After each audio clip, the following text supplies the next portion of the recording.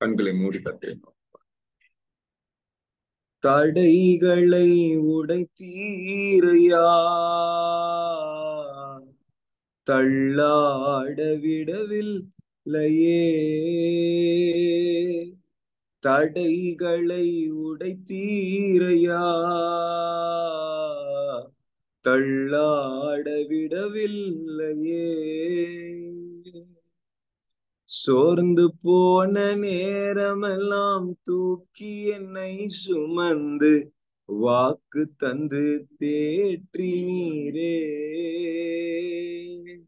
சோர்ந்து போன நேரமெல்லாம் தூக்கி என்னை சுமந்து வாக்கு தந்து தேற்றி நீரே. நன்றி நன்றி ஐயா, கோடி கோடி நன்றி ஐயா. நன்றி நன்றி ஐயா, கோடி கோடி நன்றி ஐயா. எங்களை மறவாமல் நினைத்தீரையா, மனதார நன்றி சொல்வேன். சொல்லுவோமா? மறவாமல் நினைத்தீரையா, மனதார நன்றி சொல்வே. இரவும் பகலும் என்னை நினைந்து இதுவரை உதவி நீரே. இரவும் பகலும் என்னை நினைத்து இருவரை உதவி நீரே. நன்றி நன்றி ஐயா, கோடி கோடி நன்றி ஐயா. சதுத்தை வைத்து சொல்லுமா? நன்றி நன்றி ஐயா, கோடி கோடி நன்றி ஐயா. எங்களை மறவாமல் நினைத்தீரையா, மனதார நன்றி சொல்வே. Thank you, Holy Father. Thank you, Holy Lord. தடைகளை உடைக்கிற கர்த்தர்கள் முன்னே நீர் சொல்லுகிற கிருபைகளுக்காய் நன்றி. உம்மை குறித்து பிரசங்கிக்கவும், உம்மை பற்றி அறிகிற அறிவில் வளரவும் கர்த்தர் நீர் இன்றைக்கு எங்களோடு கூட உறவாட வேண்டுமாய் ஜெபிக்கிறேன். எங்களோடு கூட நீர் அசைவாட வேண்டுமாய் ஜெபிக்கிறேன். எல்லா மரண கண்ணிகள் எரிய வேண்டுமாய் ஜெபிக்கிறேன். எல்லா மரண ஆவிகள் எரிய வேண்டுமாய் ஜெபிக்கிறேன். இருளின் அந்தகார கிரியைகள் எரிய வேண்டுமாய் ஜெபிக்கிறேன். சர்ப்பத்தின் வல்லமைகள் இயேசு கிறிஸ்துவின் நாமத்தினால எரிவதாக சகல இஷ்டாரின் வல்லமைகள் எரிந்து கொண்டிருக்கிற கிருபைகளுக்காய் நன்றி. எல்லா பின்தொடர வல்லமைகளை சபிக்கிற இந்த வேளையில ஆவிக்குரிய பக்தி வைராக்கியம் உள்ள பற்றி எரிய வேண்டுமாய் ஜெபிக்கிறேன். மீட்டிங்ல ஜாயின் பண்ணிருக்கிற ஒவ்வொரு மேலும் கர்த்தருடைய அபிஷேக நிழல் ஊற்றி கொண்டிருக்கிற கிருபைகளுக்காய் நன்றி. லேகாபாதாடாபா இருள்கள் அகன்று போகட்டும். சகல கீழ்ப்படையாமையின் கிரியைகள் மடங்கடிக்கப்பட வேண்டுமாய் ஜெபிக்கிறேன். எல்லா இருளின் அந்தகார கிரியைகள் மடங்கடிக்கப்பட வேண்டுமாய் ஜெபிக்கிறேன். தோ ரா தா லாபா ஷீகா பாலா கதா லாபா ரோகதுலேபி ஷெதேரே கதல கடகதல கடகதலபா. அக்கினி இறங்கி வரட்டும். எல்லா மாம்சீக கட்டுகள் உடைக்கப்பட வேண்டுமாய் ஜெபிக்கிறேன். பக்தி வைராக்கியத்தினால் நிரப்பும். கர்த்தருடைய வல்லமை செயல்பட வேண்டுமாய் ஜெபிக்கிறேன். இருளின் அந்தகாரங்கள் எரிய வேண்டுமாய் ஜெபிக்கிறேன். ஜெபி சகல இருளின் வல்லமைகள் எரிந்து கொண்டிருக்கிறது பார். தோ டா கா தா லபா ரிபாலா ஷெகேடே கதலபா ருகட கதலபா ரகதட கதட கதலபா. சித்தத்தை விட்டு வழி விலக பண்ணுகிற சகல கிரியைகள் இயேசுவின் நாமத்தினால நிர்மூலமாவதாக. கர்த்தருடைய வார்த்தை பிரத்யட்சமா எங்கள் வாழ்க்கையில் வந்து பலிகட்டும். வாழ்க்கையில் வந்து கிரியை செய்யட்டும். இருளின் அந்தகாரங்கள் எரிய வேண்டுமாய் ஜெபிக்கிறேன். வார்த்தையை தடை பண்ணுகிற பொல்லாத ஆவிகள் தோ ராகதலபா மக்களை ஜாயின் பண்ண முடியாதபடிக்கு உலக பூர்வமான தடையை விதிக்கிற பொல்லாத கிரியைகள் மடங்கடிக்கப்படட்டும், மடங்கடிக்கப்படட்டும். தோலாகபலபா ரிகதலகடகதலபா ஷிகடகதலபடகதலபகலபா இருளின் ராஜ்யங்கள் எரிவதாக, எரிவதாக. கட்டுகளை உடைக்கிற ஜப அக்கினி இறங்கி வரட்டும். கர்த்தர் நீர் இந்த காரியத்தை செய்து கொண்டிருக்கிறீர் என்பதை நாங்கள் அறிந்து கொள்ளும்படியாக தொலைநோக்கு பார்வை எங்களுக்கு தாங்க, தீர்க்க தரிசன கிருபைகளை எங்களுக்கு தாங்க. கர்த்தர் இதோ மறுபடியும் வருவார், நியாய தீர்ப்பை கொடுக்கிறதற்கு அவர் மறுபடியும் வருவார் என்பதை நினைப்பூட்டுகிற கிருபைகளுக்காய் நன்றி செலுத்துகிறேன். சகல தடைகள் உடையட்டும் தேவனே. துதி கன மகிமையெல்லாம் தருகிறேன். ஜீசஸ் நேம் ஐ பிரே. ஆமென். அது நல்லது. தொடர்ந்து ஆவிக்குரிய ஓட்டம் என்றால் என்ன, இந்த ஓட்டத்துல என்னென்ன தடைகள் இருக்கு அப்படின்ற அந்த காரியங்களை பார்த்து கொண்டிருக்கோம். எபிரேயர் 12ஆம் அதிகாரம் 1வது வசனம் நான் வாசிக்கிறேன், கவனிங்க. ஆகையால் மேகம் போன்ற இத்தனை திரளான சாட்சிகள் நம்மை சூழ்ந்து கொண்டிருக்க பாரமான யாவற்றையும் நம்மை சுற்றி நெருங்கி நிற்கிற பாவத்தையும் தள்ளிவிட்டு விசுவாசத்தை துவக்குகிறவரும் முடிக்கிறவருமாய் இருக்கிற இயேசுவை நோக்கி நமக்கு நியமிக்கப்பட்டிருக்கிற ஓட்டத்தில் பொறுமையோட ஓடகடம். அல்லேலூயா அப்படின்னு சொல்லாமா? நாம் ஒரு ஓட்டத்தில் ஓடிக்கொண்டிருக்கிறோம். ஆமென் சொல்வீங்க? அல்லேலூயா. எல்லாருமே உங்களுடைய வாழ்க்கையில எல்லாருமே ஏதோ ஒரு ஓட்டத்துல ஓடுறாங்க. அல்லேலூயா. ஆமென். அந்த ஓட்டம் ஆவிக்குரிய ஓட்டமா அல்லது மாம்சீகமாய் நம் சுய இச்சைகளை நிறைவேற்றும்படிக்கு ஒரு ஓட்டமா என்பதை நாம் ஆராய்ந்து அறிய வேண்டும். அல்லேலூயா. நீங்க எந்த நிலையில இருக்கீங்க, எந்த ஓட்டத்துல ஓடுறீங்க? ஒரு நட்சத்திரம் சூரியனை சுற்றி கொண்டிருக்கிறது அப்படின்றத நம்ம பார்க்கணும் இல்லையா? நட்சத்திரமோ ஒரு கோலோ ஒரு பிளானட் ஒரு ஸ்டார் எனிதிங், இது கொஞ்சம் அந்த ஆர்பிட்ன்னு சொல்லுவாங்க இல்லையா, அந்த ஆர்பிட்டை விட்டு கொஞ்சம் விலகுச்சுன்னா அது காணாமலே போய்விடும். அல்லேலூயா. நமக்கு நியமிக்கப்பட்ட ஓட்டத்துல நம்ம ஓடும். அல்லேலூயா. ஆமென் சொல்லாமா? நட்சத்திரம் எந்த வழியா போகணும், what orbit it should take அப்படின்றத அதை படைத்தவர் தான் டிசைட் பண்ணணும். அல்லேலூயா. நம்மை படைத்தவர் தான் அதை முடிவு பண்ணணும். அல்லேலூயா சொல்லாமா? ஆமென். அத்லட்டா இருந்தீங்கன்னா அல்லது இந்த ஓட்ட பந்தயத்துல ஓடுகிறவர்கள் அவர்களுக்கு ஒரு ட்ராக்க கொடுத்துருவாங்க. Track 1, track 2, track 3, track 4. Track 3ல ஓடுறவன் என்னதான் ஸ்பீடா ஓடி ஃபர்ஸ்ட் பிரைஸ் வாங்கினா கூட, ஃபர்ஸ்ட் பிரைஸுக்கு குவாலிஃபை ஆனா கூட ட்ராக் அவன் நடுவுல மாறினான். If he would have splitted the track அவன் மாத்திருந்தானா அவன் டிஸ்குவாலிஃபை ஆயிடுவான். அல்லேலூயா. எத்தனை பேர் ஆமென் சொல்லுவீங்க? உங்களுக்கு நியமிக்கப்பட்ட ஓட்டத்துல ஓடும். ஆமென் சொல்லாமா? அல்லேலூயா. உங்களுக்கு நியமிக்கப்பட்ட ஓட்டத்துல நீங்க ஓடாம வேற ஒருத்தவங்க ஓட வேண்டிய ஓட்டத்தை நீங்க ஓடிக்கிட்டு இருந்தீங்கன்னா சக்சஸ் எல்லாம் வரும், உங்களுக்கு கோல்டு மெடல் கிடைக்கும்னு நீங்க நினைப்பீங்க, ஆனா பிரான்ஸ் மெடல் கூட கிடைக்காது. ஏன்? ட்ராக்க மாத்திட்டீங்க. போட்டிருக்கு எவ்வளவு தெளிவா, நமக்கு நியமிக்கப்பட்டிருக்கிற ஓட்டத்தில் இருக்கா? எபிரேயர் 12ஆம் அதிகாரம் 1வது வசனம். நமக்கு நியமிக்கப்பட்டிருக்கிற ஓட்டத்தில். அல்லேலூயா. கர்த்தர் ஒரு காரியத்தை நமக்கு காண்பிக்காமல் சொல்லாமல் எதையும் அடுத்த ஸ்டெப் எடுத்து வைக்க கூடாது, மூவ் ஆகக்கூடாது. அல்லேலூயா. கர்த்தருடைய சித்தத்துல நம்ம முழுமையாய் நிற்கணும். அவருடைய சித்தத்துல நம்ம நடத்தப்படும். தப்பான முடிவுகளை எடுத்துடக்கூடாது. அல்லேலூயா. ஓட்டத்தை விட்டு நம்மளை பின்வாங்குகிற எந்த கிரியைகளையும் நம்ம செய்து விடக்கூடாது. அல்லேலூயா. அது நம்முடைய பழக்க வழக்கமா இருக்கலாம். நம்மோடு நம்ம வாழ்க்கையில தொடர்பு வைக்கிற நபர்களாய் கூட இருக்கலாம். நம்ம நேத்து பார்த்தோம், சிம்சோனுக்கு தெளிலால் இருந்த மாதிரி உங்களை உங்க ஓட்டத்தை விட்டு உங்க அழைப்பை விட்டு பின்வாங்கக்கூடிய எந்த காரியத்தை நீங்கள் செய்யாதிருக்க வேண்டும்.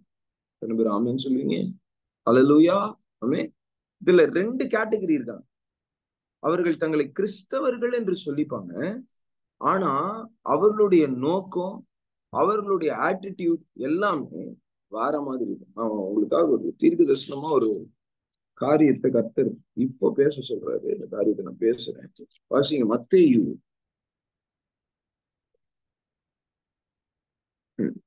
மத்தேயு 22ஆம் அதிகாரத்துல அதுல இயேசு கிறிஸ்து ஒரு உவமையை சொல்லுகிறார்.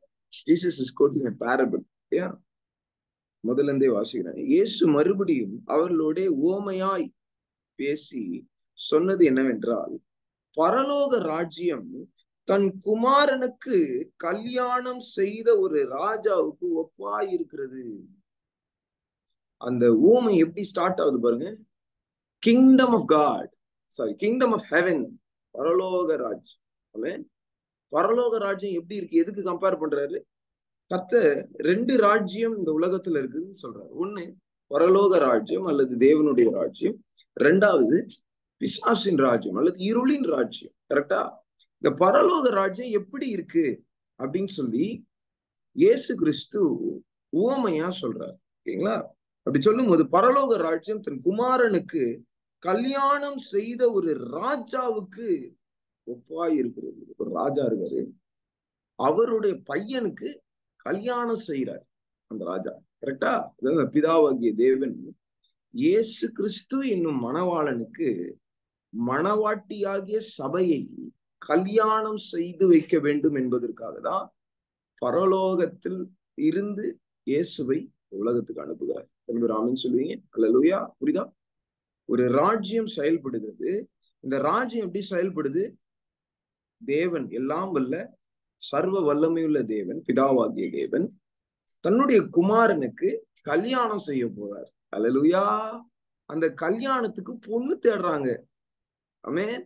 அந்த பொண்ணை தேடி கண்டுபிடிச்சு அதை அறிந்து கொண்டு, அந்த பொண்ணை அறிந்து கொண்டு, உலக தோற்றத்திற்கு முன்னமே முன்னறிந்துன்னு போடுது இல்லையா, நம்மை முன்னறிந்து நம்மை தெரிந்து கொண்டு நம்மை அழைத்து வேறு பிரிச்சு எடுத்து நம்மை இப்போ நிச்சயம் பண்ணியிருக்காரு.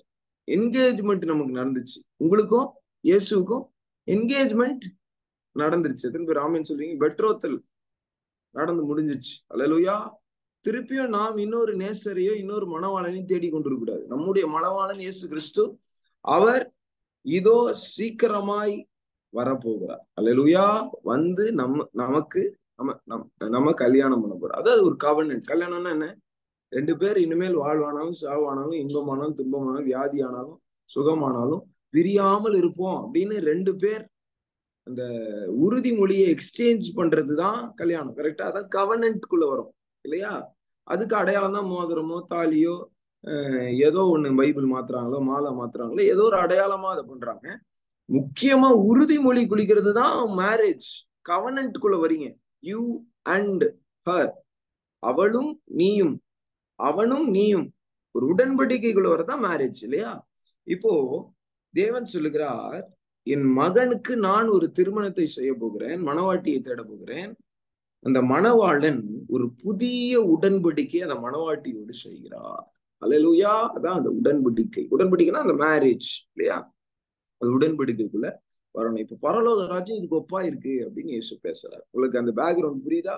இயேசு எதை மைண்ட்ல வச்சுக்கிட்டு இந்த பரலோக ராஜ்யத்தை ஓமையா சொல்றாரு. ஏன்னா மணவாளனாகி இயேசு கிறிஸ்து தெரிந்து கொண்டு அழைத்து வேறு பிரிச்ச சபை என்று சொல்லப்படுகிற நம்பும் இல்லையா? நம்ம தான் தேவனுடைய ஆலயம். நம்மள இப்ப சுத்திகரித்து கொண்டிருக்கிறார். அல்லேலூயா. ஆமென். இந்த சுத்திகரிப்பு ப்ராசஸ்ல சிலது ஓடி போயிடும். என்கேஜ்மெண்ட் ஆனதும் கல்யாணம் வரைக்கும் சிலதுலாம் வராது, ஓடி போயிடுவாங்க. சில பெண் ஓடி போயிடுவாங்க, சில ஆம்பளை ஓடி போயிடுவான் இல்லையா? இப்ப இங்க மணவாளன் ஓடி போற மாதிரி நம்ம பார்க்க போறது இல்ல. ஆனா மணவாட்டி சில நேரத்துல இந்த ப்ராசஸ் ரொம்ப டிஃபிகல்ட்டா இருக்கு அப்படின்னு சொல்லி ஓடி போகிறது நம்ம. கரெக்டா?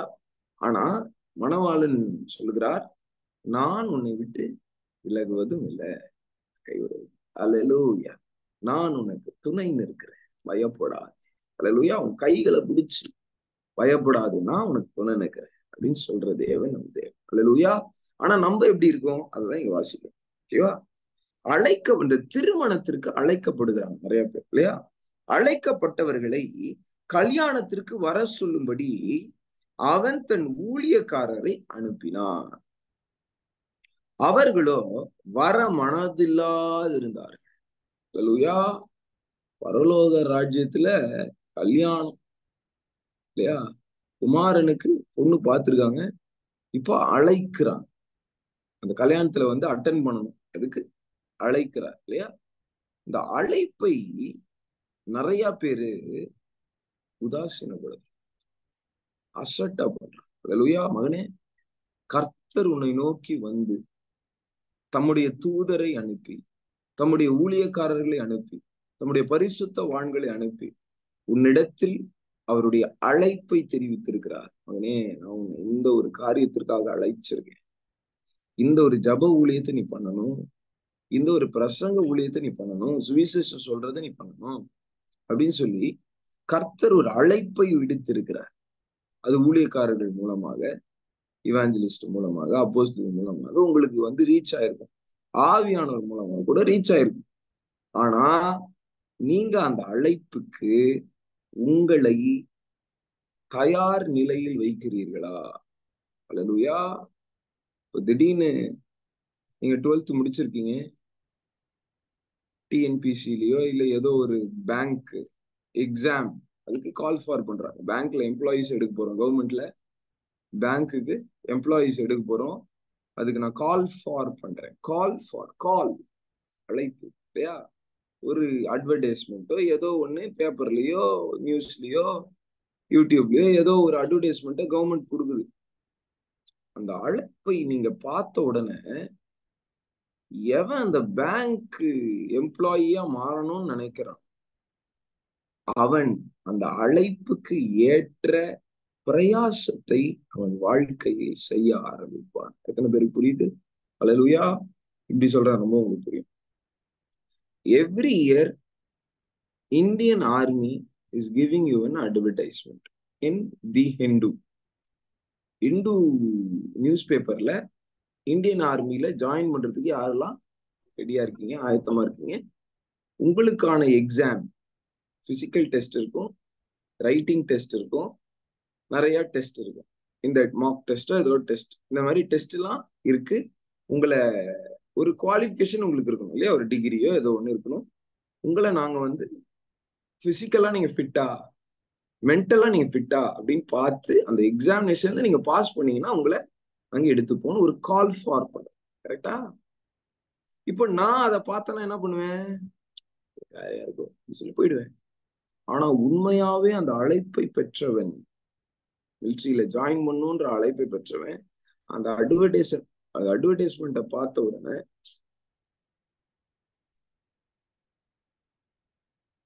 ஒரு நிமிஷம்,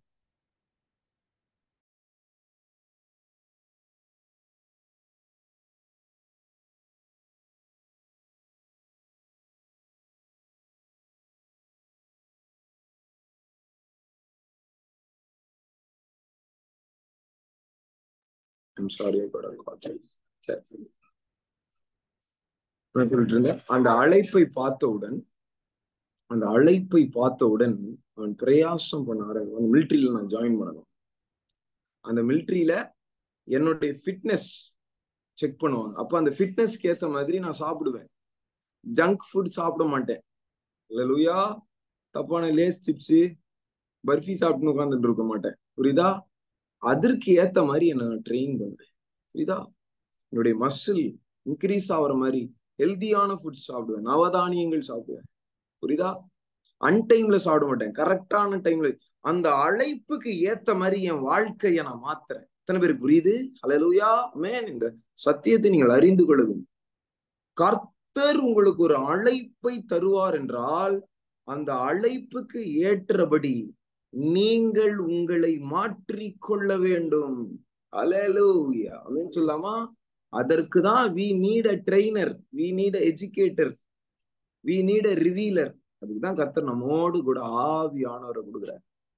இன்றைக்கு நம்ம எல்லாம் ரட்சிக்கப்பட்டிருக்கோம், ஆனா ஏன் கர்த்தர் பரலோகத்துக்கு நம்மளை கூட்டிக் கொண்டு போகல? கர்த்தர் உங்கள் ஒவ்வொருவரையும், அல்லேலூயா, சுத்திகரிக்கிறார். உங்களை பரிசுத்தமான சபையா அவருக்கு முன்னாடி உங்களை நிறுத்தும்படிக்கு உங்களை கழுவுகிறார், உங்களை சுத்திகரிக்கிறார், உங்களை ட்ரெயின் பண்றார். இந்த கசடுகள் உங்ககிட்ட இருந்து அகன்று போகும்.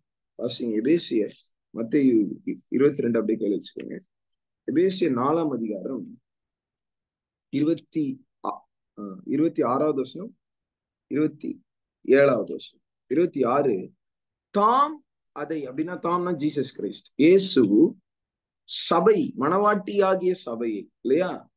ஃபர்ஸ்ட்ல இருந்தே வாசிக்கிட்டா நல்லா இருக்கும் இந்த வசனம். 23 வாசிக்கிறேன். கிறிஸ்து சபைக்கு தலையா இருக்கிறது போல புருஷனும் மனைவிக்கு தலையா இருக்கிறான், அவரே சரீரத்துக்கும் இரட்சகராய் இருக்கிறார்.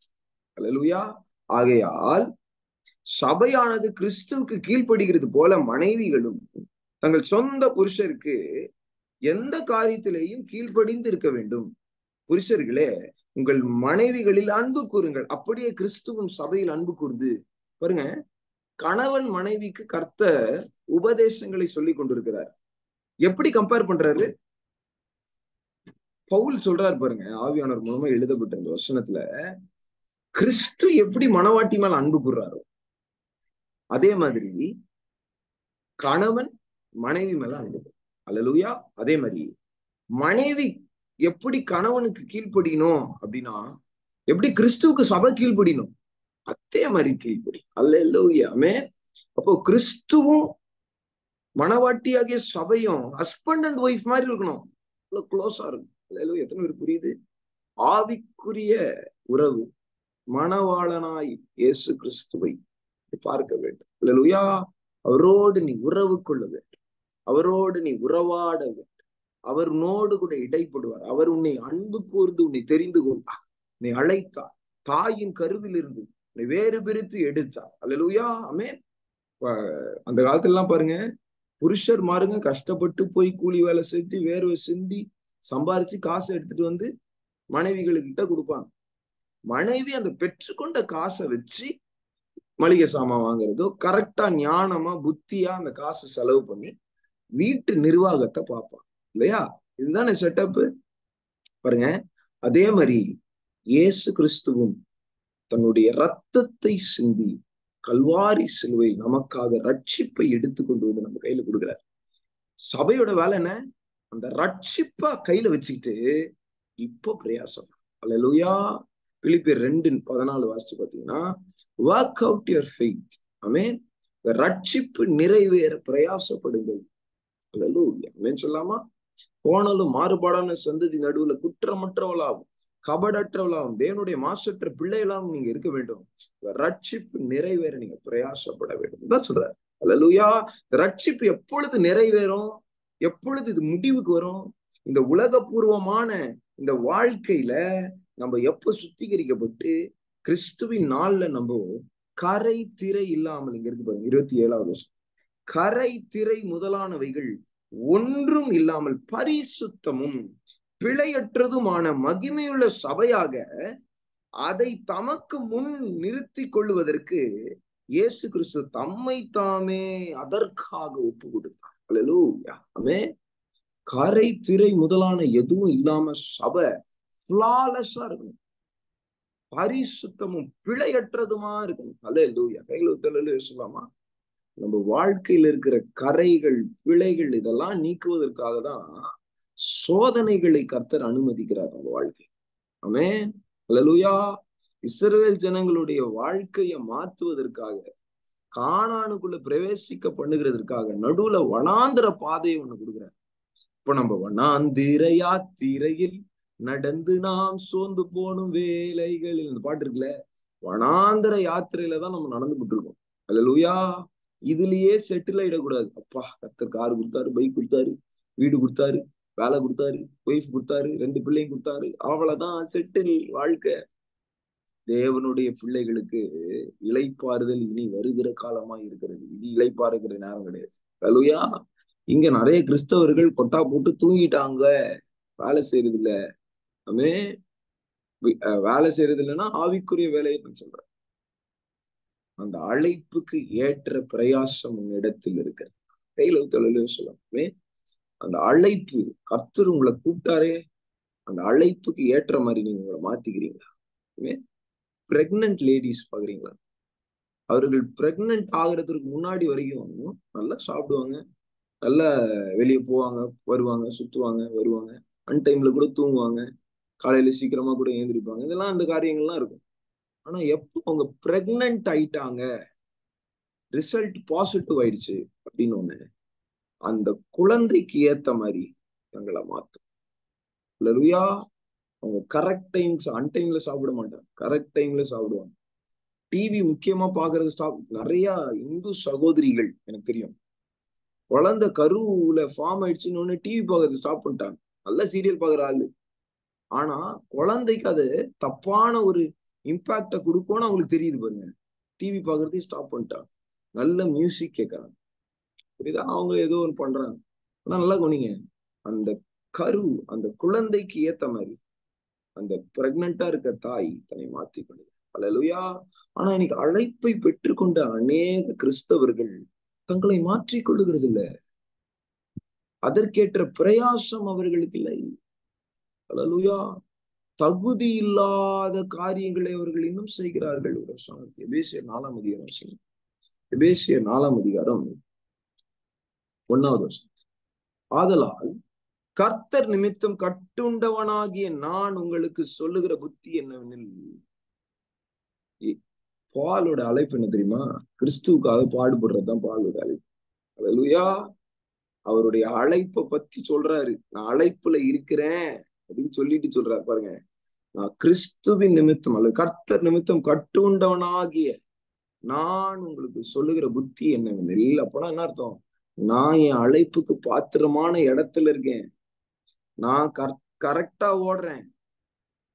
கர்த்தர் எனக்கு சொன்ன அழைப்ப கரெக்டான ஆளை கூப்பிட்டு அழைக்கும் போதே கிறிஸ்துவுக்காக அவன் எவ்வளவு பாடுபடுவான்றத நான் அவனுக்கு காண்பிப்பேன்னு சொல்லிதான் அனனியாவை கூப்பிட்டு பவுல அபிஷேகம் பண்ண சொல்றாரு. எத்தனை பேர் ஆமீன்னு சொல்லுவீங்க? 9ஆம் அதிகாரம் வாச்சு பாருங்க. சொல்றாரு, நான் கர்த்தர் மட்டும் கட்டணும், சிறைச்சாலை கட்டப்பட்டு வச்சிருக்காங்க. அதுல எபேசு சபைக்கு சத்தியத்தை எழுதும் போது, நிருபத்தை எழுதும் போது அவர் சொல்றாரு, நான் கட்டுண்டவனா இருக்கிறேன், நான் ஒரு புத்தி சொல்றேன் உங்களுக்கு. என்ன புத்தி?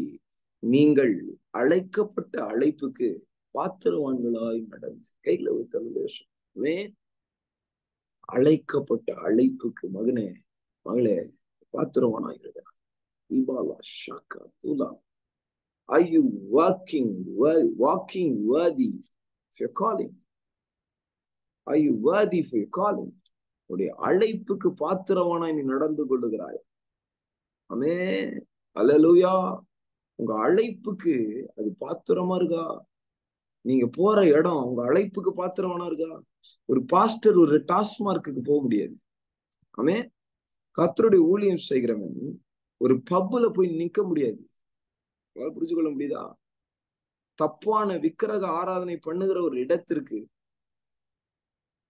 உண்மையுள்ள தேவனை வணங்குகிறவன் போக முடியாது. அவன் அழைப்பு வேற, அவன் தெரிந்து கொள்ளுதல் வேற. அல்லேலூயா. ஆமென். லிக்கர் ஃபேக்டரியில போய் ஒரு ரட்சிக்கப்பட்ட கிறிஸ்டியன் ஒர்க் பண்ண முடியாது. அல்லேலூயா. சினிமா துறையில போயிட்டு ஒரு ஊழியக்காரன் போயிட்டு நார்மல் வேலை செய்ய முடியாது. அழைப்புக்கு பாத்திரமான நடந்து கொள்ளும். ஆமென். அல்லேலூயா சொல்லாமா? கர்த்தர் உங்களோடு பேசுகிறார். ஆமென். 3வது வசனம் வாசிங்க. மத்தேயு 22:3. அழைக்கப்பட்டவர்களை கல்யாணத்திற்கு வர சொல்லும்படி அவன் தன் ஊழியக்காரரை அனுப்பினான், அவர்களோ வர மனதில்லாதிருந்தார். அதாவது இந்த வசனத்தை நம்ம தப்பா புரிஞ்சுக்கொள்ள கூடாது. முதல்ல மேரேஜ் இன்விடேஷனை கர்த்தர் அனுப்பிச்சிட்டாரு. மேரேஜ் இன்விடேஷனை இவனுங்க என்ன பண்ணானுங்க? அக்செப்ட் பண்ணி வச்சுக்கிட்டாங்க. சரி, நான் வரோம் வரல, எதுவும் சொல்லல. மேரேஜ் இன்விடேஷன் கையில வந்துருச்சு அவங்க கையில. இப்போ அந்த ராஜா தன்னுடைய ஊழியக்காரர்களை அனுப்பி கல்யாணம் நடந்துட்டு இருக்கு, வாங்கன்னு கூப்பிட வராரு. ஆல்ரெடி மேரேஜ் இன்விடேஷன் அவங்களுக்கு போயிடுச்சு. புரிஞ்சுக்கொள்ள முடியுதா? இப்போ அந்த ஊழியக்காரர்கள் வந்த உடனே அப்பொழுது அவன் வேறே ஊழியக்காரரை அழைப்பித்து, சாரி இங்க இருக்கு அப்போ அந்த ஊழியக்காரர்கள் வரும்போது இவங்க என்ன சொல்றாங்க? மனசுல நான் அந்த கல்யாணத்துக்கு வரல, நான் கிறிஸ்துவுடைய கல்யாணத்துக்கு வர முடியாது, சாரி எனக்கு பிடிக்கல அப்படி சொல்றாங்க. சரி, அப்ப திருப்பியும் ராஜா என்ன பண்றாரு, வேற ஒரு ஊழியர், அவர் சும்மா இல்ல, முதல்ல ஒரு இவாஞ்சலிஸ்ட் வந்து உங்ககிட்ட பேசுவாரு, நீங்க ஒத்துக்க மாட்டீங்க, ரட்சிப்புக்குள்ள வரமாட்டீங்க. அப்புறமா ஒரு உபத்திரவமோ பாடோ வரும். அதுக்கப்புறம் ஒரு பாஸ்டர் வந்து உங்ககிட்ட பேசுவாரு, ஒத்துக்க மாட்டீங்க. அதுக்கப்புறம் ஒரு மிஷினரி வந்து பேசுவாரு, ஒத்துக்க மாட்டீங்க. கடைசியில உங்க புள்ள பேசும், அப்புறமா ஒத்துப்பீங்க. அல்லேலூயா. அதுக்கப்புறம் வேற வழி இல்லாம சரி ஓகே, நமக்கு இயேசுதான் கடவுள் தான், அவருதான் அப்படின்னு சொல்லி அதுக்கப்புறம் வருவீங்க வழிக்கு. அதுக்கு முன்னாடியே வந்திருக்கலாம்ல. இப்ப வேறொரு ஊழியக்காரனை அந்த ராஜா அனுப்புகிறான். 4வது வருஷம். அப்பொழுது அவன் வேறு sorry, வேறு ஊழியக்காரரை அழைத்து, நீங்கள் போய் இதோ என் விருந்தை ஆயத்தம் பண்ணினேன், என் எருதுகளும் கொழுத்த ஜந்துக்களும் அடிக்கப்பட்டது, எல்லாம் ஆயத்தமா இருக்கிறது, கல்யாணத்திற்கு வாருங்கள் என்று அழைக்கப்பட்டவர்களுக்கு சொல்லுங்கள் என்று அனுப்பினான். திருப்பியும் போய் ஒரு ஊழியக்காரன் அனுப்பினான். அந்த ஊழியக்காரர்கள் இன்னும் தெளிவா தேவனுடைய ராஜ்யத்துல நித்திய விருந்து ஒண்ணு இருக்கு, அந்த நித்திய விருந்துல என்ன மாதிரி சாப்பாடு போடுவாங்க, அந்த சாப்பாடை பத்திலாம் அந்த ஊழியக்காரர்கள் எக்ஸ்பிளைன் பண்றாங்க. ஃபர்ஸ்ட் ஒருத்தர் வந்து கல்யாணத்துக்கு வாங்கன்னு கூப்பிட்டா நீங்க போல, இப்ப சொல்றாங்க கல்யாணத்துல நல்ல சோறு இருக்கு, நல்ல எருது குழம்பு இருக்கு, நல்லா கொளுத்த ஜந்துக்களை போட்டு அடிச்சு எல்லாம் பண்றாங்க, வாங்க, ஃப்ரூட் சாலட்லாம் இருக்கு, ஐஸ்கிரீம்லாம் இருக்கு, வாங்கப்பா அப்படின்னு. சில பிரசங்கியாரு அப்படியே வாங்க ரட்சிப்பு சமமா இருக்கு, மனம் திரும்பின்னு சொல்லிட்டு போயிடுவாங்க. சில பிரசங்கியார் மனம் எப்படி திரும்பணும், வசனம் எப்படி இப்படி அப்படின்னு சொல்லி இந்த கடைசி நாட்கள்ல பிரசங்கியார்கள் இப்படிதான் பிரீச் பண்றாங்க இல்லையா. எருது பெருசா இருக்குப்பா, பரலோக ராஜ்யம் இப்படி இருக்கும் அப்படி இருக்கும், வெளிப்படுத்தின விசேஷத்துல அப்படி இருக்கு, தங்க ரோடு, கர்த்தரும் கூடவே இருப்பாரு, சூரியனா இருப்பாரு, சந்திரனா இருப்பாரு, உன் கண்ணீரெல்லாம் துடைப்பாரு, நித்திய விருந்து உனக்கு இருக்கு, வா, கண்ணுக்குட்டியை நான் அடிச்சு வச்சிருக்கேன் வா அப்படி கூப்பிடுறாங்க. அப்போ இவங்க 5வது வசனம், அழைக்கப்பட்டவர்களோ அதை அசட்டை பண்ணி என்ன பண்ணா, அசட்டை பண்ணா. அல்லேலூயா. நான் சொல்றேன், கர்த்தருடைய ஒரு வார்த்தை நீ அசட்டை பண்ணுவா என்றால் உனக்கு நித்திய ஆக்கினை வைக்கப்பட்டிருக்கு, அதுல இருந்து மனம் திரும்ப வேண்டும். அல்லேலூயா. ஆமென். அசட்டை பண்ணி ஒருவன் தன் வயலுக்கும் ஒருவன் தன் வியாபாரத்துக்கும் போய்விட்டார். பாருங்க, கர்த்தர் அது ஓகே இப்படி சொல்லலாம், இந்த ஊமை எப்படி சொல்றேன், அந்த நாட்டு ராஜா தன்னுடைய பையனுடைய கல்யாணத்துக்கு கூப்பிடுறாரு, ஆனா இவன் நான் வயலுக்கு போறேன்னு அவனுடைய வேலையை பார்க்க. ராஜாவுடைய இன்விடேஷன் எவ்வளவு பெருசு. அல்லேலூயா. ஆமென். அல்லேலூயா சொல்லாமா. அந்த நாட்டை ஆளுகிற ராஜா அவர் பையனுக்கு கல்யாணம், இவ்வளவு கூப்பிடுறாரு, இவனுக்கு போக மனதில்லை, அசட்டை பண்றான். வானத்தையும் பூமியும் படைத்த கர்த்தர் உன்னையும் என்னையும் அழைக்கிறார் ஊழியத்திற்காக. எல்லாரையும் அழைக்கிறார். அல்லேலூயா. மீட்டிங்ல ஜாயின் பண்ண எல்லாரையும் ஊழியத்துக்கு அழைச்சிருக்காரு. அவன் எத்தனை பேர் வர ரெடி, எத்தனை பேர் கர்த்தருடைய சித்தத்தை செய்ய ரெடி. அல்லேலூயா. அவன் அண்ணா நான் ஊழியத்துக்கு வர ரெடி தான், ஆனா நீங்க சினிமா பார்க்க கூடாதுன்னு வீங்களே, நீங்க இன்ஸ்டாகிராம் அன்இன்ஸ்டால் பண்ணுவீங்க, பேஸ்புக் அன்இன்ஸ்டால் பண்ணுவீங்க, பழைய ஃப்ரெண்ட்ஸோட எல்லாம் பேசாதன்னு, அதெல்லாம் என்னால எப்படி நிறுத்த முடியும். அந்த அழைப்புக்கு நீ பாத்திரவானாய் நடக்க முடியவில்லை என்றால் நீ அந்த அழைப்புக்கு பாத்திரவான் இல்லை. அல்லேலூயா. ஆமென். ஆமென் சொல்லாமா. அழைக்கப்பட்டவர்களோ அசட்டை பண்ணி தன்னுடைய வீட்டு வேலை, தன்னுடைய வயல் பிசினஸ், தன்னுடைய வியாபாரம் இருக்கா, தன்னுடைய வியாபாரத்துல போயிட்டான். அல்லேலூயா சொல்லாமா. அப்போ மற்றவர்கள் அவன் ஊழியக்காரரை பிடித்து அவமானப்படுத்தி கொலை செய்தார்கள். இவங்க ரொம்ப ஒஸ்டா போயிட்டாங்க. அந்த ஊழியக்காரனை, அந்த ராஜாவுடைய ஊழியக்காரனை பிடிச்சு, பரிசுத்தவான்களை பிடிச்சு அவங்களை அவமானப்படுத்தி அசிங்கப்படுத்தி அவர்களை நிர்விசாரமா அவர்களை கொன்னு ரத்த சாட்சியா மறிக்கிற நிறைய மிஷினரிகளை நம்ம பாருங்க இல்லையா. அவர்களை அந்த மாதிரி பண்ணி விட்டுறாங்க இல்லையா. இப்ப அதான் சொல்றாரு, ராஜா அதை கேள்விப்பட்டு கோபம் அடைந்து தன் சேனைகளை அனுப்பி அந்த கொலை பாதகரை அழித்து அவர்கள் பட்டணத்தை சுட்டெரித்தான். இதான் நடக்குது. அல்லேலூயா. கடைசி நாட்கள்ல சோதோம் குமாரால எப்படி அக்கினி வந்து பட்சித்து போட்டதோ அதே மாதிரி எப்படி நோவா காலத்துல தண்ணீர் ஜலப்பிரளயம் வந்து உலகத்தை அழித்ததோ, அதே மாதிரி இப்ப நீங்க பாக்குற இந்த உலகம் அக்கினியினால அழியும். 2 பேதுருல இருக்கு இல்லையா? அக்கினியினால அழியும். அதான் சுட்டெரித்து போட்டார் வித்தியாசம். ஹல்லேலூயா சொல்லாமா? உங்களுடைய வாழ்க்கையை நீங்க யோசிச்சு பாருங்க. அழிந்து போகிற படிப்புக்காக, அழிந்து போகிற உங்க வேலைக்காக எவ்வளவு பிரயாசப்படுறீங்க. தேவனுடைய ராஜ்யத்தை கட்டுவதற்காக எவ்வளவு நேரம் ஜெபிக்கிறீங்க, எவ்வளவு நேரம் வேதம் வாசிக்கிறீங்க. ஆமென். உங்களுடைய நோக்கம் எது மேல இருக்கு? பரலோகத்து மேல இருக்கா? அல்லது நாளைக்கு வேலைக்கு போன படிச்சு, நாளைக்கு இதுக்கு பண்ணும் அதுக்கு பண்ணும்னு சொல்லி உலகபூர்வமா நீங்க நிறைய நேரங்கிறிய சரி. உங்களோட ப்ரையாரிட்டி எதுவா இருக்கு? முதலாவது தேவனுடைய ராஜ்யத்தை, அவருடைய நீதியும் தேடுங்க. அவர் ராஜ்யத்துக்கு தேவையான காரியங்களை செய்யுங்க. அவருடைய அழைப்புக்கு பாத்திரவான்களா நடந்து கொள்ளுங்க. அல்லேலூயா, ஆமென். அப்பொழுது அவன் தன் ஊழியக்காரரை நோக்கி, கல்யாண விருந்து ஆயத்தமாய் இருக்கிறது, அழைக்கப்பட்டவர்களோ அதற்கு அபாத்திரமாய் போனார். எப்படி இருக்கு பாருங்க வசனம். அவன் பாத்திரமா நடந்து கொள்ளல. அவன் வேலையை பார்க்க போயிட்டான். உன் சொந்த காரியங்களை நீ முக்கியத்துவப்படுத்தி, உன் சொந்த காரியங்களுக்காகவே நீ ஓடிக்கொண்டிருக்கிறாய் மானமாளே.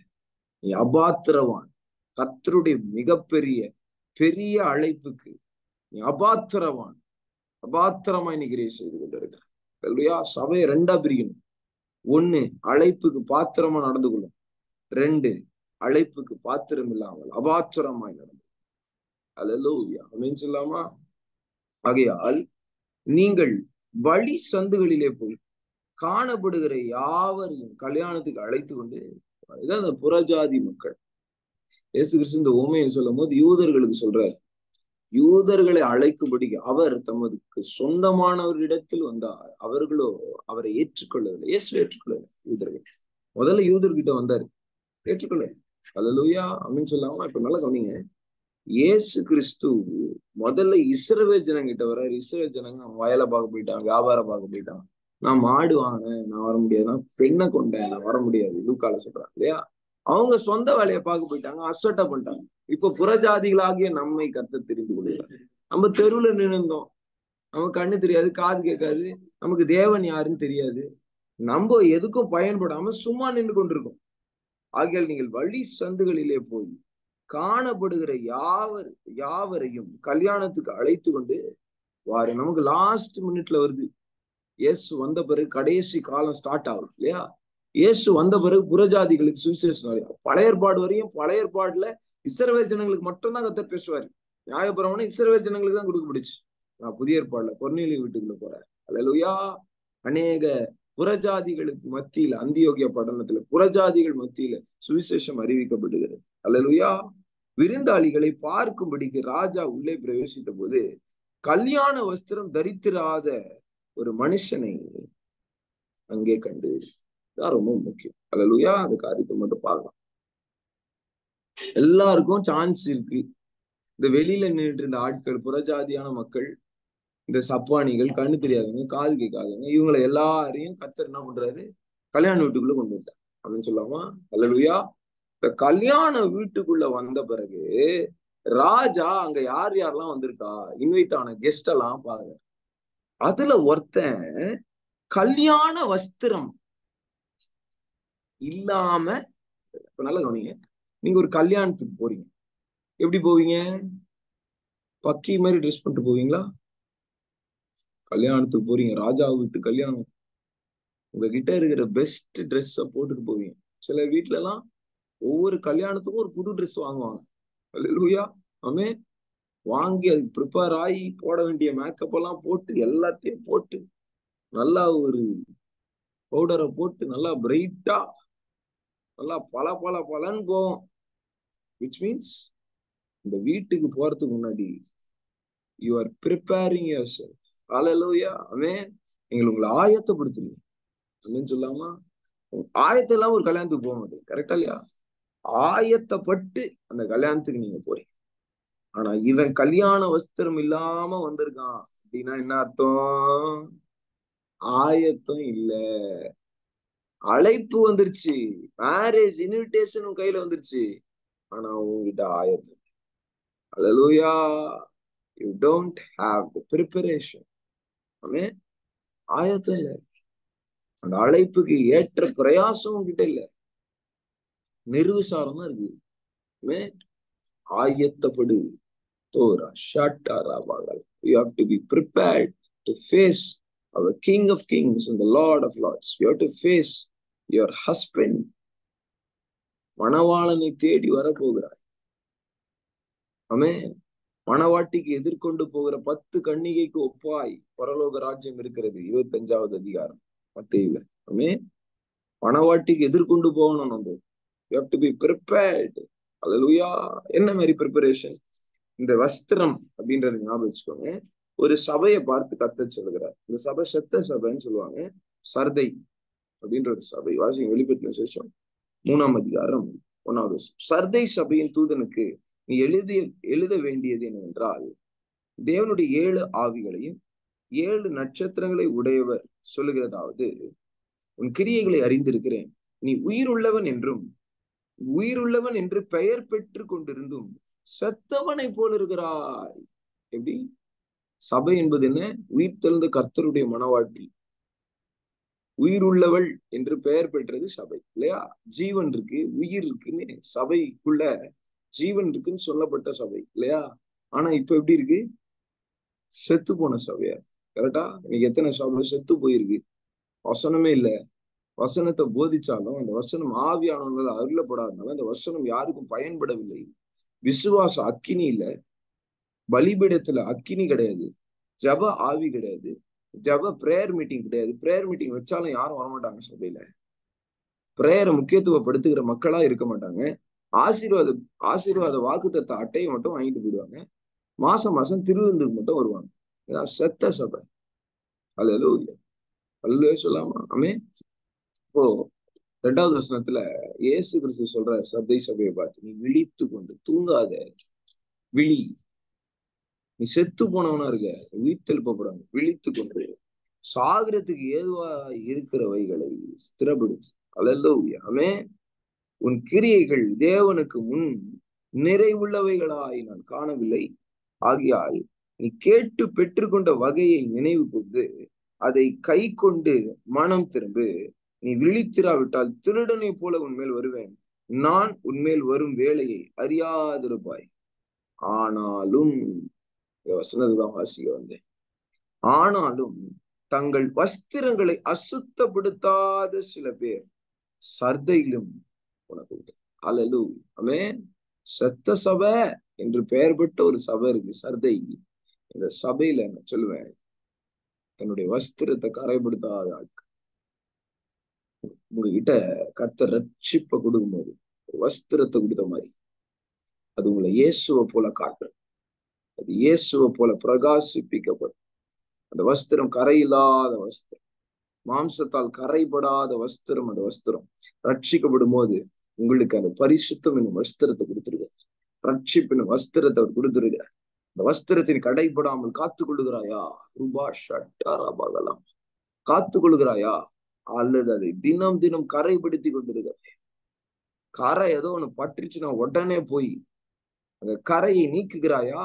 கர்த்தருடைய சமூகத்துல இயேசுவின் ரத்தத்தை கொண்டு ஈசோப்பினால் அதை கழுவி சுத்திகரிக்கிறாயா? ஹல்லேலூயா. ஹல்லேலூயா சொல்லாமா? ஆமென். வாசிங்க வெளிப்படுத்தின விசேஷம்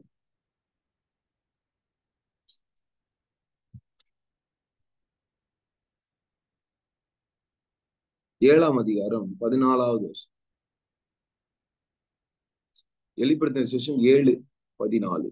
அதற்கு நான், ஆண்டவனே, அது உமக்கே தெரியும் என்றேன். அப்பொழுது அவன், இவர்கள் மிகுந்த உபத்திரவத்திலிருந்து வந்தவர்கள். இவர்கள் தங்கள் அங்கிகளை ஆட்டுக்குட்டியானவருடைய இரத்தத்தினாலே துவைத்து வெளுத்தவர். அல்லேலூயா. ஆமென். கொடுக்கப்பட்ட வஸ்திரம் கரை இல்லாமல் காத்து கொள்ளப்பட வேண்டும். வேலை கரைப்பட்டுருச்சா அதை உடனே துவைக்கணும், அதை வெளுக்கணும். எப்படி? இயேசுவின் ரத்தத்தின் மூலம். கைகளை விட்டாலே சொல்லாமா? ஆமென். சர்தையில சில பேர் இருக்காங்கன்னா வஸ்திரத்தை கரைப்படுத்தாங்க. அல்லேலூயா. ஆமென். சில பேர் சர்தையில் உனக்கு உண்டு. அவர்கள் வஸ்திரங்களை அசுத்தப்படுத்தாத சில பேர் சர்தையில் உனக்கு உண்டு. அவர்கள் பாத்திரவான். ஹல்லேலூயா. இந்த பாத்திரவான்ற வேர்டு இங்க இருக்குன்னு எனக்கு தெரியவே தெரியாது. ஆவியானவரே என்னை லீட் பண்ணி கொண்டு வந்திருக்காரு. ஹல்லேலூயா. அவர்கள் பாத்திரவான்கள் ஆனபடியால் வெண்வஸ்திரம் தரித்து என்னோட கூட நடப்பார். எத்தனை பேருக்கு புரியுது இந்த வசனம்? நல்ல கவனிங்க. நீங்க ரட்சிக்கப்படும் போது உங்க எல்லார் மேலையும் கர்த்தர் ஒரு வஸ்திரத்தை உடுத்து வைக்கிறார். அல்லேலூயா. அல்லேலூயா சொல்லாமா? ஒரு கிளீன் ட்ரெஸ் அதை கர்த்தர் உங்களுக்கு கொடுக்குறாரு. வெள்ளை ட்ரெஸ் உங்களுக்கு கொடுக்குறாருன்னு. அதை நீங்க கரைபடாம காத்து கொண்டு வரணும். அல்லேலூயா. மனவாட்டியாக சபை என்ன பண்ணணும்? அந்த கொடுக்கப்பட்ட வஸ்திரத்தை கரைபடாம, அதை கரையின்றி பிழையின்றி அசுத்தமின்றி அதை பாதுகாத்து பரிசுத்தமாவே வரும். அப்படி நீங்க வந்தீங்கன்னா எண்ட் ரிசல்ட்ல ஜீசஸ் மறுபடியும் வருவாங்க. நான் கொடுத்த வஸ்திரத்தை நீ கரைப்படுத்தல, அதை நீ சுத்திகரிச்சு வச்சிருக்க, இதா நான் உனக்கு வெண் வஸ்திரம். அதுதான் ரகசிய வருகையில கர்த்தர் நமக்கு மறுரூபத்தை கொடுப்பார். அந்த சரீரத்தை மறுரூபப்படுத்துவார். வெண் வஸ்திரம் தரித்தவர்களால் இயேசுவை போலவே மாறும். அவருடைய மகிமையின் சரீரம் நமக்கு கொடுப்பதான் அந்த வெண் வஸ்திரம். அல்லேலூயா. இந்த வெண் வஸ்திரம் என்பது நாம் பெறப்போகிற மகிமையின் சரீரத்துக்கு ஒப்பனையாய் இருக்கிறது. நமக்கு ரட்சிப்பு கொடுக்கப்படுதுல, அதுதான் கர்த்தர் கொடுக்கிற முதல் வஸ்திரம். அந்த வஸ்திரத்தை நமக்கு அரைபடாம காத்துக்கொள்ள கையில விட்டு புரியுது.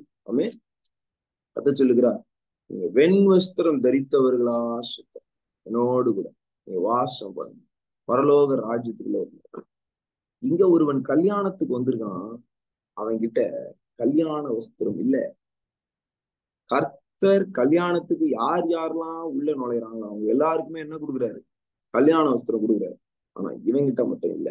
நிலைமை என்னாச்சு? வாசிங்க மத்தேயு 22. மத்தேயு 22 12வது. சிநேகிதனே, நீ கல்யாண வஸ்திரம் இல்லாதவனாய் இங்கே எப்படி வந்தாய் என்று கேட்டான். அதற்கு அவன் பேசாமல் இருந்தான். பேச முடியாது கர்த்தருடைய சமூகத்தில், ஏன்னா வஸ்திரம் இல்லைல்ல. அப்பொழுது ராஜா பணிவிடைக்காரரை நோக்கி, இவனை கையும் காலும் கட்டி கொண்டு போய் அழுகையும் பற்கடிப்பும் உண்டாயிருக்கிற புறம்பான இருளில பாதாளத்துல கொண்டு போய் போட்டு. அல்லேலூயா. 14வது விஷயம், அதுதான் கன்க்ளூஷன். அழைக்கப்பட்டவர்கள் அநேகர், தெரிந்து கொள்ளப்பட்டவர்கள். அல்லேலூயா. கர்த்தர்கிட்ட இருந்து வர அழைப்ப நீங்க அங்கீகரிச்சு அதை அசட்டா பண்ணாங்க, அதை ரிசீவ் பண்ணி பெற்றுக்கொண்டு அதற்கேற்ற கிரியைகளை நீங்க நடப்பிக்கும் போது நீங்க தான் தெரிந்து கொள்ளப்பட்டது. அல்லேலூயா. புரியுதா? அழைக்கப்பட்டவர்களுக்கும் தெரிந்து கொள்ளப்பட்டிருக்கும் டிஃபரன்ஸ் புரியுதா? அழைக்கப்பட்டிருக்கான், எல்லார் மேலேயும் அழைப்பு இருக்கு. ஆனா எவன் தெரிந்து கொள்ளப்பட்டான்? அழைக்கப்பட்டவர்கள் அநேகர், தெரிந்து கொள்ளப்பட்டவர்கள். கைகளை விட்டு வெளியே சொல்லலாம். அதை சொல்லுகிறான், நான் உன்னை அழைத்த நோக்கத்தை மறந்து விடாது. பாத்திரவனா நீ கண்டது. நீ தேவனுடைய ராஜ்யத்திற்காக அழைக்கப்பட்டிருக்க. நீ அசுத்தத்திற்கு இல்ல, பரிசுத்தத்திற்காக அழைக்கப்பட்டிருக்க. தேவனோடு இயேசுவோடு நீ ஐக்கியமா இருக்கும்படி கர்த்தர் உன்னை அழைத்திருக்கிறார். அல்லேலூயா. கர்த்தர் உன்னை தெரிந்து கொள்ள விழத்தை யோசித்து பார். நீ பரிசுத்த வாழ்க்கைக்காக அழைக்கப்பட்டிருக்க. நீ ஜெபம் பண்ண வேண்டும் என்பதற்காக அழைக்கப்பட்டிருக்க. என்ன பண்ணிட்டு இருக்க ஜெபம் பண்ணாம? நீ தேவனுடைய வசனத்தை அறிந்து கொள்ளும்படிக்கு, வளரும்படிக்கு, சத்தியத்தை அறிகிற அறிவில் வளரும்படிக்கு அழைக்கப்பட்டிருக்க. என்ன பண்ணி கொண்டு இருக்கிறார்? அல்லேலூயா. வேதத்தை வாசிக்கிறதுக்காக கர்த்தர் உங்களை அழைச்சிருக்காரு. ஜெபம் பண்ணுவதற்காக கர்த்தர் உங்களை அழைச்சிருக்காரு. அவன் இன்ஸ்டாகிராம் நோண்டிட்டு இருக்க மாட்டான், பேஸ்புக் நோண்டிட்டு இருக்க மாட்டான், அவன் உலகத்தோடு உறவாடி கொண்டிருக்க மாட்டான், உலகத்துல இருக்கிற இச்சைகளை தன்னுடைய வாழ்க்கையில நிறைவேற்றி கொண்டு இருக்க மாட்டான். அவனோட பர்பஸ் வேற, அழைப்பு வேற, அவன் தெரிந்து கொள்ளுதல் வேற. என்னோட வாசியம் 1 அதிகாரம் 14வது வருஷம். ஜென்ம சுபாவமான மனுஷனோ தேவனுடைய ஆவிக்குரியவைகளை ஏற்றுக்கொள்ள மாட்டான். அவன் ஜென்ம சுபாவமான மனுஷன், நேச்சுரல் மேன்.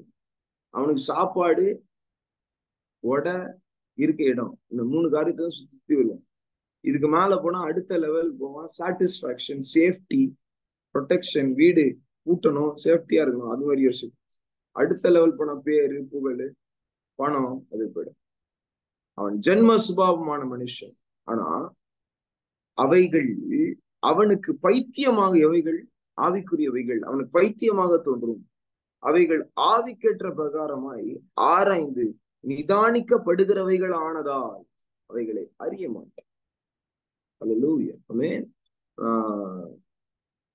ஒரு வீடியோவை பை ஆக்சிடென்ட் ஒரு வீடியோவை யூடியூப்ல பார்க்க முற்பட்டேன்.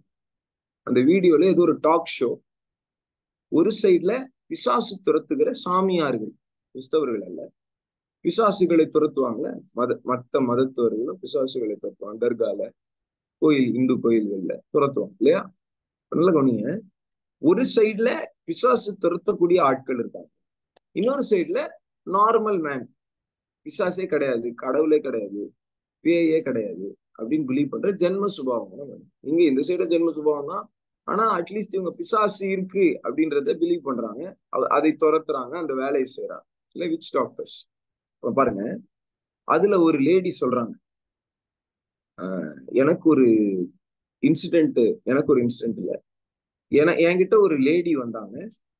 அவங்க வாழ்க்கையில தினந்தோறும் இரவு அவங்க தூங்கும் போது ஏதோ ஒரு, அவங்க பிசாசுன்னு சொல்ல மாட்டாங்க, அவங்க ஒரு ஆத்மான்னு சொல்றாங்க, ஏதோ ஒரு ஆத்மா வந்து அவங்கள செக்ஷுவலா அபியூஸ் பண்ணுது அப்படின்னு என்கிட்ட வந்து சொன்னாங்க அப்படின்னு அந்த லேடி சொன்னாங்க. புரியுதா? இது நான் நாட் டாக்கிங் அபவுட், அது ஒரு உலகபூர்வமான ஒரு சேனல்ல ஒரு டாக் ஷோ. அதுல அந்த விச் டாக்டர் சொல்றாங்க, அந்த பெண் ஒரு ஒரு டெய்லி ஒரு ஸ்பிரிட் மூலமா தீட்டு போடுறாங்க. இரவுல அது அவங்கள அலக்கழிக்குதான், அவங்கள தூங்க விட மாட்டேங்கிறாங்க, அவங்களால ப்ரொசீடே ஆக முடியும். புரியுதா? தூங்கவே முடியல நைட்டு. இது ஒரு ஆவி, இது செயல்படுது. இது நமக்கு நல்லா தெரியும், இந்த மாதிரி ஆவி இருக்கு, விபச்சார ஆவி. இது சொப்பனங்களை தீட்டுப்படுத்தும், விபச்சார எண்ணங்களை கொடுக்கும். எனக்கு தெரியும், ஜூம் மீட்டிங்ல இருக்க சில பேர் சொல்லியிருக்காங்க, தப்பான பாவங்களை செய்து கொண்டிருந்தது நிமித்தம் இரவுல ஏதோ ஒண்ணு வந்து டிஸ்டர்ப் பண்ணுது, என்ன தப்பான நினைவுகள் எனக்கு கொடுக்குது அப்படின்னு சொல்றாங்க. அந்த பாவத்துல இருந்து அவங்க எப்ப விடுதலை ஆகி அறிக்கை செய்து அவங்க விடுறாங்களோ, அந்த பிசாசு அவளுக்கு வர முடியாது. இயேசு ரத்தத்தால் அவங்க கழுவப்பட்டுரும். ஜூம் மீட்டிங் கூட நிறைய பிள்ளைகளுக்கு அந்த மாதிரி விடுதலை கத்தர் கொடுத்துருக்காரு. அல்லேலூயா. ஆமென். நல்ல கவனிங்க. ஆனா அந்த டாக் ஷோல இந்த சைடு பேய்களை நம்பாத ஆட்கள் என்ன தெரியுமா பண்ணாங்க? சிரிச்சாங்க. அது எப்படிங்க ஒரு ஆத்மா வந்து செக்ஷுவலா ஒருத்தனை அபியூஸ் பண்ணுங்க, கதை விடுறீங்க, என்ன ரீல் விடுறீங்க, இதெல்லாம் உண்மையான காரியமா? இதெல்லாம் நம்புற மாதிரியா இருக்கு? அவனுக்கு அது பைத்தியமா தோணும். ஒரு புரியுது? அல்லேலூயா. அவனுக்கு அது புரியாது. அவனுக்கு நைட்டு பேய் வந்து அமுக்குனாதான் அவனுக்கு புரியும். ஓஹோ, மேட்ரு இருக்குது, நமக்கு தெரியல. ஜென்ம சுபாவமான மனுஷன், ஆனால் புரிஞ்சு கொள்ள முடியாது. அல்லேலூயா. பேதுருவை கூப்பிட்டு, தம்பி உன்னை மனுஷனை பிரிக்கிறவெல்லாம் மாத்திர வா என் பின்னாடி கூடாது இயேசு கிறிஸ்து. அவன் எல்லாத்தையும் வலையெல்லாம் போட்டு வந்துட்டான். அதனாலதான் உங்களுக்கு உமக்காக எல்லாத்தையும் விட்டு வந்தோமே, எங்களுக்கு என்ன கிடைக்கும்னு கேட்கறான் இயேசு கிட்ட. புரியுதா இல்லையா? அவனுக்கு குடும்பம் இருக்கு, புள்ள இருக்கு, குட்டி இருக்கு, வேலை இருக்கு, வேலைய வயலை படலை எல்லாத்தையும் விட்டான் கத்திரிக்காய் வந்துட்டு. அதுல எல்லாம் இல்லையா? ஆமென். இந்த சன்ஸ் ஆஃப் ஜெபடி அப்படின்னு ஒரு யோவானும் அந்திரேவா, யாக்கோப், யோவானும் யாக்கோப்பும் இருக்காங்க. ஃபாலோ மீ, ரெண்டு வேர்டு. ஏசு என்ன சொல்றாரு? பின் தொடர்ந்து வா, அவ்வளவுதான், முடிஞ்சிச்சு. தகப்பனையும் வலையையும் விட்டு இயேசு பின்னாடி வேணாம். அல்லேலூயா. இத மத்தவங்க கிட்ட போய் சொன்னீங்கன்னா, மாம்சீகமா இருக்கிற கிறிஸ்தவர்கிட்ட போய் சொன்னீங்கன்னா, அது எப்படி இயேசு கூடுவாரு? தகப்பனை விட்டு எப்படி வர சொல்லுவாரு? வர சொல்லிருக்காரு. ஏன்பா, ஆதி திருச்சபையில இருந்து இப்ப வரைக்கும் மிஷினரிகளை அப்படித்தானப்பா அழைக்கிறாரு. ஆமென். மிஷினரிகள் எங்கேயோ போய் ஏதோ ஒரு தண்ணி இல்லாத காட்டுல போய் உட்கார்ந்து ஒரு குடிசையை போட்டு அங்க சுவிசேஷத்தை காட்டுவாசிகளுக்கு சொல்லி கொண்டிருக்காங்க. அப்பா அம்மா விட்டு தானே வரணும். அவன் வந்து அவனுடைய மகன் என்கிற டியூட்டியை அவன் செஞ்சே ஆகணும். ஆமென். வாசிங்க லூக்கா 9ஆம் அதிகாரம். கர்த்தருடைய டியூட்டி தான் ரொம்ப ரொம்ப முக்கியம். அதுக்கப்புறம் இது நெக்ஸ்ட் டியூட்டி. சில பேருக்கு இப்பவுமே கூட அது எப்படி கர்த்தர் அப்படி செய்வாரு? கர்த்தர் எப்படி அப்படி சொல்லுவாரு? அப்படிதான் சொல்லியிருக்காரு. நான் என்ன பண்ணட்டும்? அல்லேலூயா. இங்க பாருங்க, 9ஆம் அதிகாரம் 59வது வசனம். லூக்கா 9ஆம் அதிகாரம் 59வது வசனம். வேறொருவனை அவர் நோக்கி, என்னை பின்பற்றி வா. இது இங்க பேர் சொல்லப்படல, யார பின்பற்றி வான்னு இயேசு சொல்றாரு நமக்கு தெரியாது. ஆனா என்னை பின்பற்றி வா என்றார். அதற்கு அவன், ஆண்டவரே, முன்பு நான் போய் என் தகப்பனை அடக்கம் பண்ண எனக்கு உத்தரவு கொடுக்க வேண்டும். ஃபர்ஸ்ட் நான் போய் என் தகப்பனை அடக்கம். இதுல எந்த ஒரு பிப்ளிக்கல் தியாலஜிக்கல் எந்த ஒரு இன்டர்பிரிட்டேஷனையும் நீங்க இதுக்குள்ள கொண்டு வர வேண்டாம். இதுல இருக்கிற வசனத்தை அப்படியே ஆவியானவர் கொண்டு ஏற்றுக்கணும். அதுல அந்த மகன் கிளியரா வந்து, முன்பு எனக்கு ஒரு உத்தரவு, ஒரு ஒரு கமாண்ட் கொடுங்க, ஒரு பர்மிஷன் கொடுங்க. என்ன பர்மிஷன்? என் அப்பாவை போய் அடக்கம் பண்றது. அப்படிதான் கேட்கணும் இல்லையா? அவங்க அப்பா சாகல. சில தியாலஜிக்கல் இன்டர்பிரிட்டேஷன்லாம் எனக்கு தெரியும். அதான் ரொம்ப படிக்கக்கூடாதுன்னு இன்ஜினியர் நீதிமானம். இவங்க ரொம்ப இதுவா போயிடுவாங்க. போயிட்டு அந்த வசனத்துடைய கருப்பொருளே விட்டுருவாங்க பாருங்க. கருப்பொருள், அந்த வசனத்துடைய கருப்பொருள் லூக்கா எப்படி எழுதுறாரு? தேவனுடைய ராஜ்யம் தான் முக்கியம். அவருக்கு என்ன ஜீசஸ் என்ன சொல்றாரு பாருங்க. அதற்கு இயேசு, மரித்தோர் தங்கள் மரித்தோரை அடக்கம் பண்ணட்டும், நீ போய் தேவனுடைய ராஜ்யத்தை குறித்து பிரசங்கம் பண்ணு, பிரசங்கி. அல்லேலூயா. கர்த்தருடைய ராஜ்யத்தை பிரசங்கம் பண்ணக்கூடிய ஒரு அழைப்பை, என்னை பின்பற்றி வா என்று சொல்லி ஒரு மகனை கர்த்தர் கூப்பிடுகிறார். இவன் தகப்பனையும் தாயையும் வலையையும் படகையும் விட்டு வந்திருந்தான்னா கர்த்தர் அவனை கூட்டிட்டு போயிருப்பாரு. ஆனா அவன் என் தகப்பனை நான் வந்து பரி பண்ணணும். அல்லேலூயா. இயேசு சொல்றாரு, பா, உலகபூர்வமான மாம்சமான ஆட்கள் அந்த வேலையை பார்த்துப்பாங்க. உன்னோட அழைப்பு நீ செய். கேளுங்க கர்த்தரிடத்துல, அழைப்பு என்ன? அழைப்பு என்ன? What is my duty in the kingdom of God? What is my calling in the kingdom of God? சரி, அந்த தியாலஜிக்கல் எக்ஸ்பிளனேஷன் ஒண்ணு இருக்குல்ல. தகப்பன் சாவும் தரைவாயில இருக்கிறாரு அல்லது வயதானவரா இருக்கிறாரு. முதல்ல என் தகப்பனுடைய டியூட்டியை முடிச்சுட்டு அதுக்கப்புறம் நான் வந்து உண்மை பின்பற்றுறேன் அப்படின்னு அவன் சொன்னான் அப்படின்னு சொல்லி இன்டர்பிரேஷன் கொடுக்குறாங்க. கரெக்டா? அதுக்குதான் இயேசு சொல்றாரு, இல்ல, தகப்பன் சாகும் போது நீ வரி பண்ணிக்கலாம், ஆனா இப்போ நீ என்னை பின்பற்றி வா, பிரசங்கம் பண்ணு அப்படின்னு இயேசு சொன்னாரு அப்படின்னு சொல்லுவாங்க. இல்ல, இதுதான் டைல்யூஷன். வசனத்துல இருக்கிற அக்கினிய டைல்யூட் பண்ணுவாங்க சில பேர். அதோடைய அந்த சிவியாரிட்டியை கம்மி பண்ணுவாங்க, அதோடைய அந்த இன்டென்சிட்டியை கம்மி பண்ணுவாங்க. தமிழ்ல டக்குன்னு வேர்டு வர மாட்டேங்குது. சிவியாரிட்டி, இன்டென்சிட்டின்னு வருது. அதோடைய அந்த முழு சத்தியத்தை டைல்யூட் பண்ணுவாங்க. இது தியாலஜின்னு சொல்லிக்கிறாங்க சில பேர். வெரி சாரி டு சே, பைபிள்ல அப்படி சொல்லல. அவன் கிளியரா சொல்றான், தகப்பன அடக்கம் பண்ணிட்டு வரப்போது சொல்றான். அங்க அடக்கம் பண்ணிட்டோம், நீ வா. அல்லேலூயா. அவன் இஸ் வெரி ஃபாஸ்ட். அழைப்ப உடனே நிறைவேற்றணும். 61. பின்பு வேறொருவன் அவரை நோக்கி, ஆண்டவரே, உம்மை பின்பற்றுவேன், ஆனாலும் முன்பு நான் போய் வீட்டில் இருக்கிறவர்களிடத்தில் அனுப்பி வைத்து கொண்டு வரும்படி எனக்கு உத்தரவு கொடுக்க வேண்டும். இப்போ சரி, அவனை விட்டுறலாம். சரி, அவங்க தகப்பன் வந்து வயதானவரா இருக்கிறாரு, அவரு ஒரு நாள் மறிக்க போறாரு, மறிச்ச பிறகு வரேன்னு அவன் சொல்றான். அதுக்கு ஒன்னே இயேசு, இல்ல இல்ல, இப்பவே வா, அவர் மறிக்கும் போது நீ போய் அடக்கம் பண்ணலான்றது மாதிரி கூப்பிட்டுறாரு அப்படின்னே வச்சுக்கலாம். அவங்க இன்டர்பிரேஷனுக்கே அவன் போலாங்க. அடுத்த வசனத்துல என்ன போட்டிருக்கு? வேற ஒருத்தன் வரான். இவன் என்ன பண்றான்? நான் போய் வீட்டுல போய் நான் ஊழியத்துக்கு போறேன்னு சொல்லி அவங்கள கன்வின்ஸ் பண்ணி அவங்க கிட்ட ஃபேர்வெல் வாங்கின்னு வரேன். அது இயேசு சொல்றாரு, கலப்பையின் மேல் கை வைத்து பின்னிட்டு பார்க்கிற எவனும் தேவனுடைய ராஜ்யத்துக்கு தகுதியானது. கேளுங்க கர்த்தரிடத்துல, லோத்து மனைவிய போல நீ ஒரு டாஸ்க நோக்கி ஓடுறனா பின்னாடி திரும்பி பார்க்க. நீ விட்டு வந்த வீட்டை, உன் தகப்பன் வீட்டை, தாய் வீட்டை, மாம்சீகமான உன் தாய் வீட்டை, தகப்பன் வீட்டை விட்டு நீ பின்னாடி திரும்பி பார்க்காத. தகுதியை நீ இழந்து போவாய், நீ அபாத்திரனாய் போவாய். அல்லேலூயா. எகிப்துல நல்லா சாப்பிட்டோம் நினைக்காத. அல்லேலூயா. ஒரு அழைப்புல ஒண்ணு கர்த்தர் எதற்காக அழைச்சிருக்காங்க, அழைப்பு நீ செய்து முடிக்க வேண்டும். அல்லேலூயா. ஒரு காரியத்தை மாத்திரம் சொல்லி முடிக்கலாம். பிலிப்பியர் மட்டும் எடுங்க. பிலிப்பியர், I think it is chapter 2.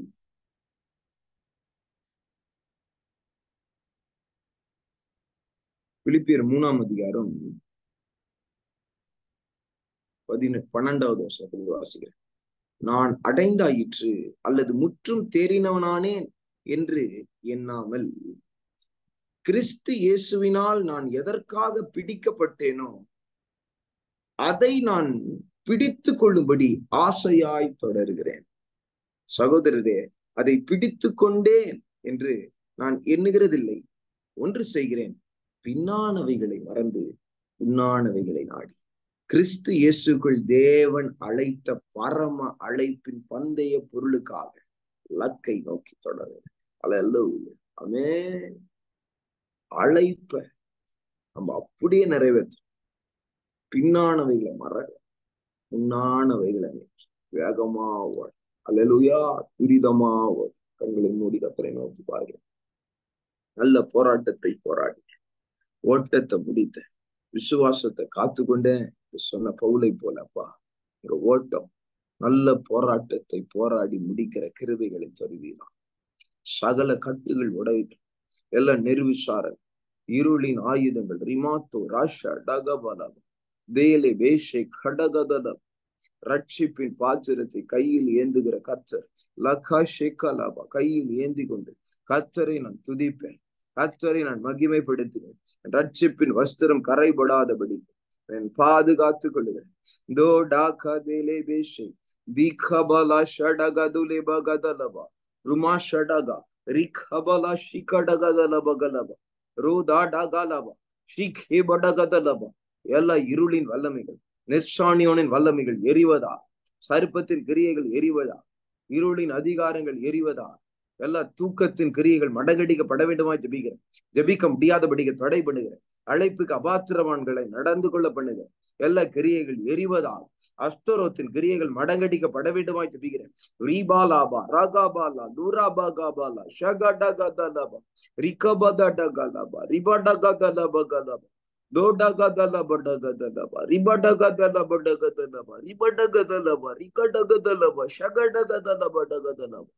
இருளின் கட்டுகள் உடைய வேண்டுமாய் ஜெபிக்க சகல நெருவிசாரங்கள் எரியட்டும், இருள்கள் அகன்று போகும். கர்த்தருடைய கீழ்ப்படிதல் உண்டாகட்டும். பிதாவே, அழைப்புக்கு பாத்திரவான்களாய் நடந்து கொள்ள உதவி செய்கிறார். தடைகள் விட துதிக நமகிமெல்லாம் தருகிறது. Jesus name I pray. Amen. Praise Lord. God bless you.